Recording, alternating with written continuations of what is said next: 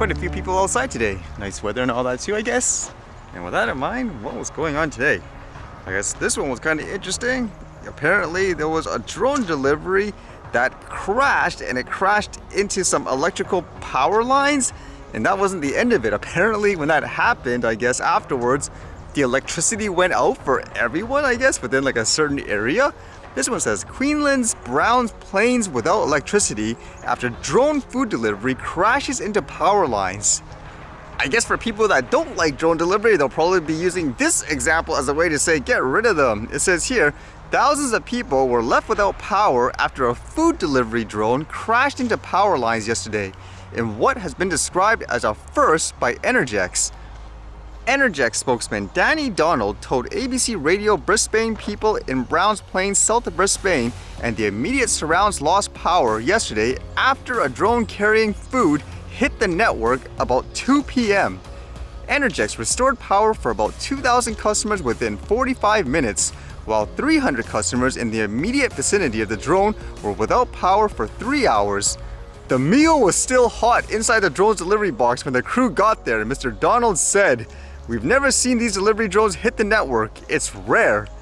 I don't know if people would take lightly to that quote, I guess. Funny fact, per se. It says, "This is the first time that I've seen it happen. It could have simply been an equipment malfunction. It may have been a human error." Mr. Donald said there was no permanent damage to the network and thus would not be requesting the food delivery company to cover the damage.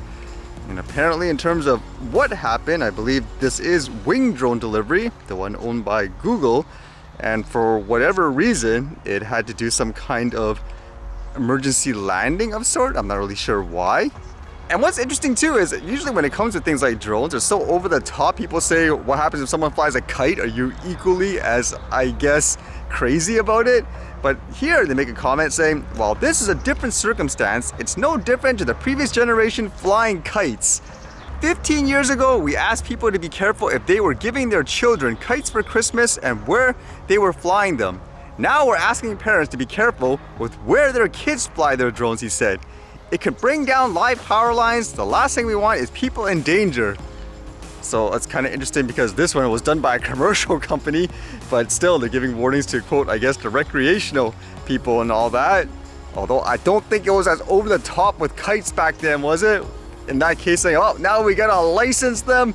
All these kite flyers, these kids and so forth, need to understand questions about clouds and all that. I don't think it was that over the top. And again, it doesn't sound like we're really sure what happened in terms of why the drone landed, because it says here a spokesperson for Wing, the company that operates the drone delivery, said a drone made a, quote, precautionary controlled landing yesterday and came to rest on an overhead power line. We immediately reported this to Energex, who attended the location, the spokesperson said. So it's kind of interesting, makes you wonder again why they did a precautionary landing of sorts. And I guess maybe there's no devices on the actual drone to detect, hey, object, power line, etc., etc. So that's kind of weird in that sense. But at the same time, again, there are going to be accidents eventually. It doesn't matter how much over-the-top regulations and stuff you come up with. It's more how do you deal with it. So like here, for example, in terms of safety, how did creating over-the-top regulations, registrations and all that affects everyone, even people flying toys, prevent this from happening? It didn't. It happened. So now like here is more, how do you take care of it? And with that thought of potential disasters, I was reading this today. I was like, oh no, is this going to be World War III, for example?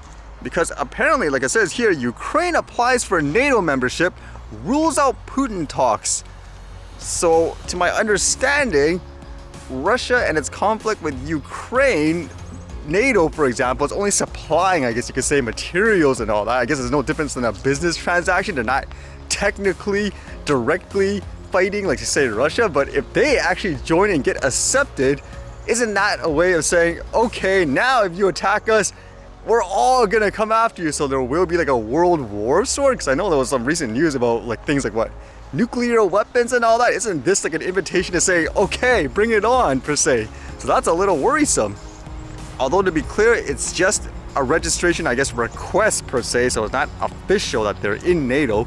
It says Zelensky announced a surprise bid for fast-track membership of the NATO military alliance on Friday and ruled out talks with President Vladimir Putin, striking back at Moscow after it said it had annexed 4 Ukrainian regions.